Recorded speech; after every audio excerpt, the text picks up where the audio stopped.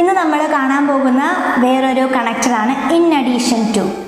ഈ കണക്ടേഴ്സ് നമ്മൾ ഒരുപാട് കാണുന്നുണ്ട്. നമ്മുടെ ലിസണിങ് അല്ലെങ്കിൽ റീഡിങ്ങിലൊക്കെ നമ്മൾ കാണുന്നുണ്ട് ഇൻ അഡീഷൻ ടു.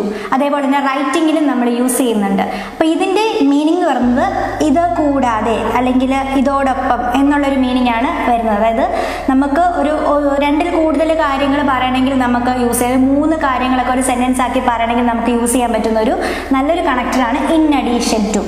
അപ്പോൾ ഒ ഇ ടിയിൽ നമുക്ക് ഈ ഇൻ അഡീഷൻ ടു എങ്ങനെയാണ് ഒ ഇ ടി റൈറ്റിങ്ങിൽ യൂസ് ചെയ്യുന്നത് നോക്കാം. ഇപ്പം നമ്മുടെ കേസ് നോട്ടിൽ പേഷ്യൻ്റ് ഡിസ്ചാർജ് ആയി പോയതിന് ശേഷം കൊടുക്കേണ്ട കെയറുകളെ പറ്റിയിട്ടുണ്ടല്ലോ.